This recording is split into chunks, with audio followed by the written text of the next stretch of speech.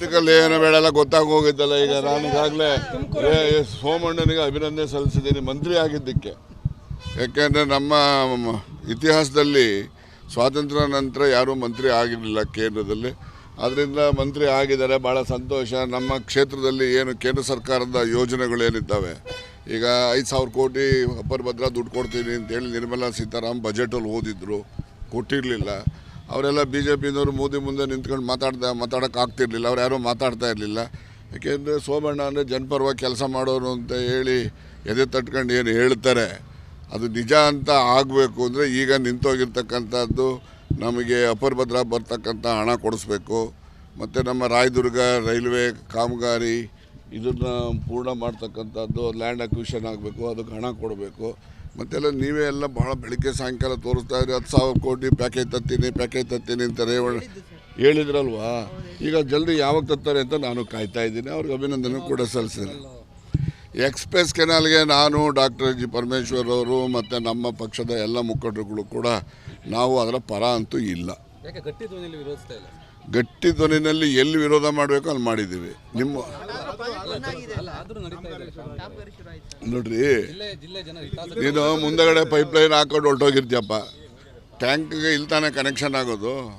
Connection ಆಗೋ ಟ್ಯಾಂಕ್ಗೆ ಎಲ್ಲಿ connectivity ಆಗ್ತದೆ ಅಲ್ಲಿ ಸ್ಟಾಪ್ ಆದರೆ ಮುಂದೆ ಪೈಪ್ ಇದ್ರೆ ಏನಾಗ್ತದೆ? ಸರ್ಕಾರದ ದುಡ್ಡು ದುಂದು ವೆಚ್ಚ ಆಗ್ತಾ ಇದೆ ಅಂತಕ್ಕಂಥ ಜನರ ಭಾವನೆ ಏನಿದೆ ಅದಕ್ಕೆ ನಂದು ಕೂಡ ಸಹಮತ ಇದೆ.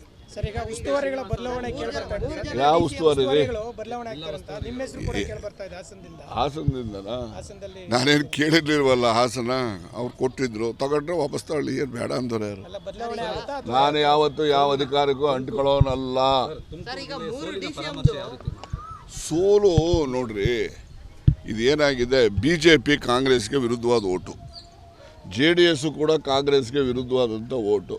ನಿಮಗೆ ಒಂದು ಗಾದೆ ಇದೆ, ನಮ್ಮ ಶತ್ರುಗಳ ಶತ್ರು ಮಿತ್ರರಾಗ್ತಾರೆ ಅಂತ. ಹಂಗೆ ಇಬ್ಬರು ಶತ್ರುಗಳೇ ನಮಗೆ. JDS ಶತ್ರುನೇ, BJPನೂ ಶತ್ರುನೇ, ಗೊತ್ತಾಯ್ತಾ? ಇವರಿಬ್ಬರು ಶತ್ರುಗಳು ಈಗ ಮಿತ್ರರಾಗವ್ರೆ. ಎಷ್ಟು ದಿವಸ ಮಿತ್ರತ್ವ ಇರುತ್ತೆ ಅನ್ನೋದು ನೋಡೋಣ.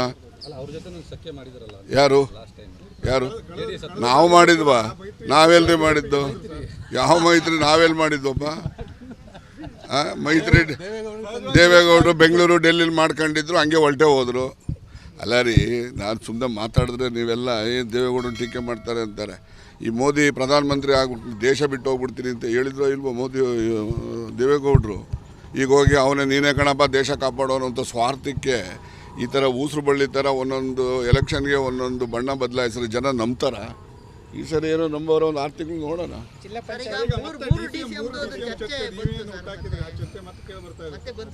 ನೋಡಿದೆ ಪೇಪರಲ್ಲಿ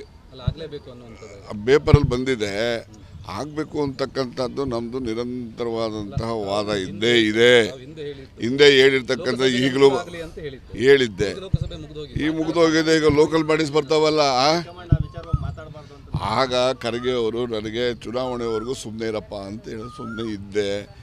ಈಗ ಇದ್ರ ಬಗ್ಗೆ ಈಗಾಗಲೇ ಪತ್ರಿಕೆಗಳಲ್ಲಿ ಈಗಾಗಲೇ ಅದಕ್ಕೆ ಚಿಂತನೆ ನಡೆದಿದೆ. ನಾನು ಕೂಡ ಖುದ್ದಾಗಿ ಅವರನ್ನು ಭೇಟಿ ಮಾಡಿ ದೆಹಲಿಗೆ ಹೋಗಿ ಮತ್ತೊಮ್ಮೆ ಅದರ ಎಲ್ಲರ ವಿಚಾರನೂ ಚರ್ಚೆ ಮಾಡ್ತೀನಿ. ಆ ಚರ್ಚೆ ಮಾಡಿದಾಗ ಏನೆಲ್ಲ ಚರ್ಚಾ ವಿಷಯ, ಅದ್ರ ಮೇಲೆ ನಡೆದಂತಹ ತೀರ್ಮಾನಗಳನ್ನು ನಿಮಗೆಲ್ಲ ತಿಳಿಸ್ತೀನಿ. ಬಂದು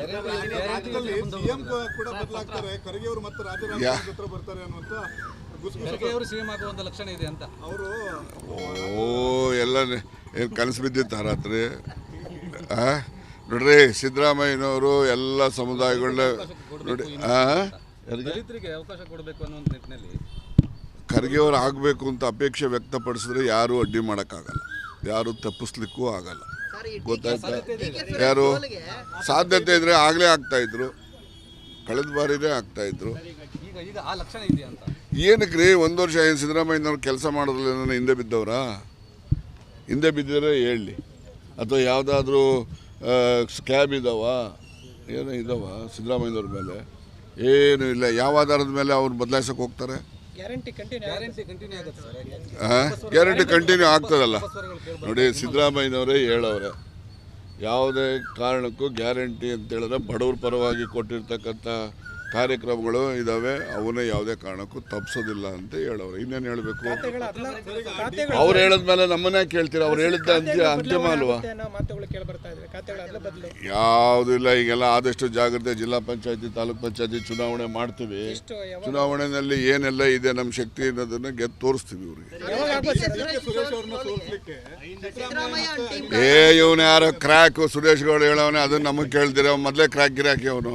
ನೀವು ಸರಿ ಗೆಲ್ಲ ಕೇಳಿ, ಇವನು ಕೆಲಸ ಮಾಡಿರಿ, ಅವನಿಗೂ ಚಾಲೆಂಜ್ ಮಾಡೋಕ್ಕೆ ಹೇಳಿ. ನಾನು ಚಾಲೆಂಜ್ ಮಾಡ್ತೀನಿ. ಅವನು ಅಸೆಂಬ್ಲಿಗೆ ನಿಂತು ಮತ್ತೆ ಗೆಲ್ಲಿ, ನಾನು ರಾಜೀನಾಮೆ ಕೊಂಡು ಮತ್ತೆ ಗೆಲ್ತೀನಿ.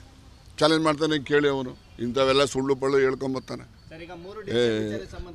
ಆಯ್ತಲ್ಲ, ಪತ್ರಿಕೆಯಲ್ಲಿ ಬಂದಿದೆಯಲ್ಲ, ನಾನು ಓದಿದ್ದೀನಿ, ಪತ್ರನೂ ಬರಿತೀನಿ.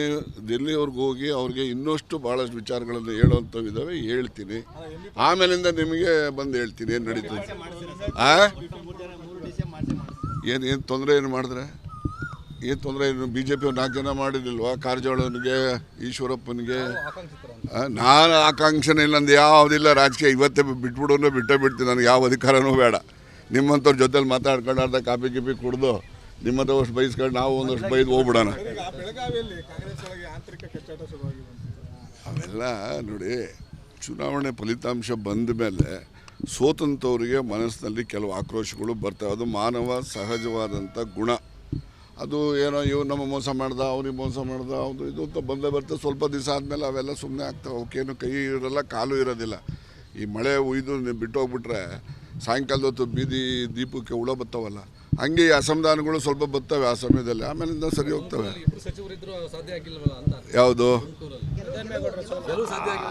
ಆಗಿಲ್ಲ ಅಂತೇಳೋದಕ್ಕೆ ಜನರೇ ನೋಡಿ, ಜನ ಏನು ತೀರ್ಪು ಕೊಟ್ಟಿರ್ತಾರೆ ಆ ತೀರ್ಪನ್ನು ನಾವು ಶಿರಸಾವಹಿಸಿ ತಲೆಬಾಗ್ತೇವೆ. ಆದರೆ ಇರಲಿ ನೋಡಿ, 8 ಕ್ಷೇತ್ರದಲ್ಲೂ ಬಂದೈತಲ್ಲಪ್ಪ. ಅದಕ್ಕೆ ನನಗೂ ಏನಾಗಿದೆ ಅಂತ ಗೊತ್ತಿಲ್ಲ. ನಿಮ್ಗೇನೋ ಗೊತ್ತಿರೋ ಸ್ವಲ್ಪ ಹೇಳ್ರಪ್ಪ.